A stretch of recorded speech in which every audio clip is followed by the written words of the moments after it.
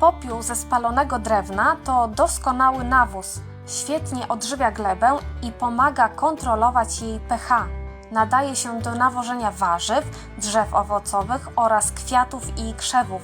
Ponieważ posiada mocno zasadowy odczyn i podwyższa pH gleby, nie należy go stosować pod rośliny kwasolubne, takie jak iglaki, azalie, różaneczniki czy wrzosy. Popiół drzewny to naturalne źródło potasu, wapnia i fosforu oraz licznych mikroelementów. Z powodzeniem zastąpi sklepowy nawóz mineralny. Nie zawiera jedynie azotu, który możemy uzupełnić stosując kompost i gnojówki. Przed zastosowaniem popiołu warto sprawdzić pH gleby. Gdyby okazało się, że jest zbyt wysokie, to lepiej wstrzymać się ze stosowaniem tego nawozu. Ziemię nasypuję do słoika. Mieszam z wodą, aż zrobi się błotko i mierzę pH pH-metrem glebowym. Po kilkudziesięciu sekundach mamy wynik. Popiół drzewny wystarczy rozsypać najlepiej na lekko wilgotną ziemię. Nie powinno się tego robić przy wietrznej pogodzie, no chyba że chcemy też nawieść działki sąsiadów. Jeśli jest tylko lekki wiaterek, to warto spróbować. Jak widać, jeśli się bardzo chce, to można. W mojej okolicy zupełnie bezwietrzna pogoda to rzadkość. Jest tu duża, otwarta przestrzeń i wiatr lubi sobie pohulać. Popiół stosujemy mniej więcej w dawce 30-50 gram na metr kwadratowy. Nie warto przesadzać z jego ilością, nawet jeśli mamy bardzo zakwaszoną glebę, gdyż nie jest wskazane podnoszenie pH ziemi jednorazowo o więcej niż 1 stopień. Zbyt duża dawka popiołu hamuje także rozwój mikoryzy, czyli symbiozy pomiędzy grzybami a roślinami. Dlatego nie warto na przykład rozsypywać popiołu grubą warstwą wokół drzewek owocowych. Prawidłowo rozwinięta mikoryza zapewnia szybszy wzrost roślin i zdecydowanie lepsze plonowanie. Na niewiele także zdadzą się okręgi z popiołu przeciw ślimakom. Ślimaki nic sobie nie robią z takich zapór. Popiół świetnie sprawdza się na trawnikach zarośniętych mchem, więc jeśli macie ten problem w ogrodzie, to polecam spróbować. Trzeba tylko pamiętać, by rozsypywać popiół równomiernie i z umiarem. Popiół można stosować jako nawóz wiosenny, byle nie z obornikiem. Świetnie nadaje się jako nawóz jesienny, właśnie z tego względu, że nie zawiera azotu. Dobrze przygotowuje rośliny do zimy. Bardzo ostrożnie należy stosować popiół w szklarniach, gdyż tam łatwo o zasolenie gleby, a nadmiar składników mineralnych nie będzie mógł zostać wypłukany przez deszcz. Stosuję wyłącznie popiół z czystego, niemalowanego i nielakierowanego drewna. Nie poleca się stosowania popiołu z węgla kamiennego. Jest promieniotwórczy i zawiera dużą dawkę metali ciężkich. Używam w ogrodzie popiołu z dwóch względów. Po pierwsze, jest za darmo. W końcu to odpad powstały przy okazji ogrzewania domu. Po drugie, to bardziej przyjazna środowisku forma nawozu. Produkcja nawozów wiąże się z wytwarzaniem opakowań, które zaśmiecają planetę, i transportem, który emituje gazy cieplarniane.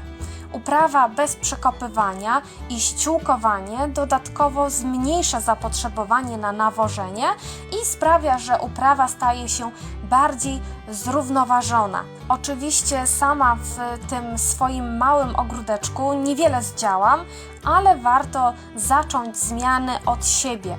Tyle mogę zrobić. Globalne rolnictwo odpowiada za znaczący udział w emisji gazów cieplarnianych. Nawożenie gleby to nie jedyne zastosowanie popiołu. Z łatwością przygotujemy z niego także domową pastę czyszczącą. Robi się ją szybko i nie kosztuje ani złotówki. Jest idealna do czyszczenia piekarników, kuchenek, zlewozmywaków czy szyby kominka. Popiół drzewny przesiewam przez sito. Uzyskamy w ten sposób gładki proszek, który nie będzie rysował czyszczonych powierzchni. Pozostałość z sita można z powodzeniem zużyć w ogrodzie. Do powstałego proszku dodaję trochę wody i mieszam wszystko na gładką, lekko lejącą masę. Do rozrabiania pasty nie należy używać aluminiowych pojemników ani sztućców, gdyż roztwór ten reaguje z aluminium. Warto również założyć gumowe rękawiczki i uważać, by pasta nie prysnęła do oka. Mimo że to naturalny środek zrobiony z popiołu, należy przy nim zachować taką samą ostrożność, co przy chemicznych pastach czyszczących. Może działać drażniąco na skórę i wywoływać reakcję alergiczną. To mocna rzecz, ale co za tym idzie również bardzo skuteczna, o czym za chwilę będziecie mogli się przekonać. Do pasty można dodać kilka kropli olejku eterycznego, by nadać jej ładny zapach, ale nie jest to konieczne. Rozpuszczalna w wodzie część popiołu tworzy potaż lub inaczej potaż. Jest to zanieczyszczona postać węglanu potasu, czyli K2CO3. Ludzkość zna ten związek od czasów antycznych. Współcześnie otrzymuje się go przemysłowo, dzięki czemu pozbawiony jest zanieczyszczeń. Ten nieorganiczny związek chemiczny działa hygroskopijnie. W połączeniu z wodą hydrolizuje, w wyniku czego powstaje roztwór o silnie zasadowym odczynie. Jego pH mieści się w granicach 11-12. W XVII i XVIII wieku Polska słynęła z wytwarzania potażu, który był wykorzystywany w produkcji mydła, szkła, ceramiki oraz tkanin. Nasze rodzime rzemiosło docenił sam kapitan John Smith, który sprowadził polskich specjalistów m.in. od produkcji potażu do Jamestown, pierwszej angielskiej kolonii, której udało się przetrwać w Nowym Świecie. Gotową mieszankę przelewam do słoiczków. Warto pojemniczki podpisać, żeby nikt nie pomylił pasty z czymś do jedzenia i koniecznie przechowywać w miejscu niedostępnym dla dzieci. Pasty z popiołu używam do czyszczenia zlewozmywaka. Bez trudu usuwa wszystkie zanieczyszczenia ze stali nierdzewnej i nie zostawia zacieków. Trzeba tylko koniecznie pamiętać o założeniu rękawiczek ochronnych. Przed pierwszym zastosowaniem pasty warto sprawdzić, jak ona działa na niewielkim fragmencie czyszczonej powierzchni, żeby uniknąć zaskoczenia, że wyczyściło się za dużo. Kiedyś tak umyłam czajnik, że zeszła z niego cała farba. W ten sam sposób czyszczę umywalki, wannę, toaletę i brodzik. Dzięki tej metodzie można zaoszczędzić sporo pieniędzy wydawanych na rozmaite mleczka i płyny czyszczące. Co bardzo ważne dla mnie, zmniejszamy też ilość plastikowych opakowań, które lądują w śmietniku. Niestety większość wyprodukowanego kiedykolwiek plastiku nadal zaśmieca naszą planetę. Taki spadek zostawiamy naszym dzieciom oraz wnukom.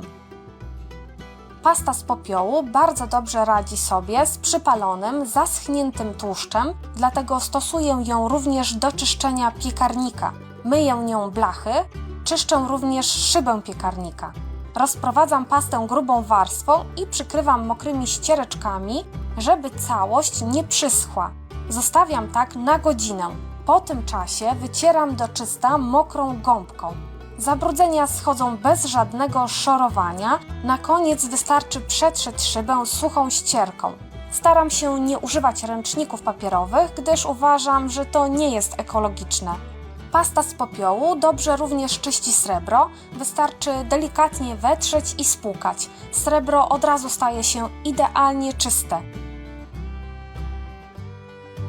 Środki do czyszczenia srebra i biżuterii potrafią naprawdę sporo kosztować, a tu mamy taki prosty i szybki sposób, który z powodzeniem stosowały już nasze babki i prababki. Pasta z popiołu świetnie nadaje się do czyszczenia szyby kominkowej. Najpierw zbieram wilgotną szmatką powierzchniowe zabrudzenia.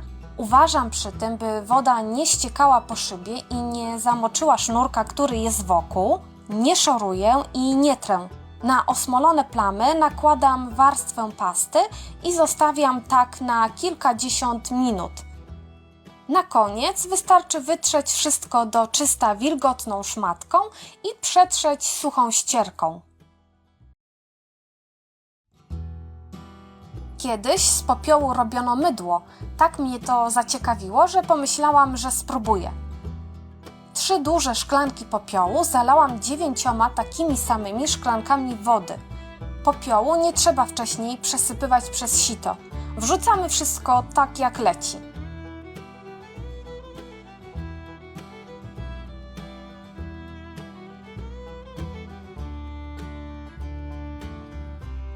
Odczekałam dobę, żeby popiół osiadł na dnie. W tym czasie jego rozpuszczalna frakcja przejdzie do wody. Warto naczynie czymś przykryć, żeby nie wdychać żadnych ulatniających się gazów. Następnie wodę z nad popiołu wybrałam chochelką i przecedziłam przez czystą ścierkę. To, co zostanie w misce, można zużyć w ogrodzie.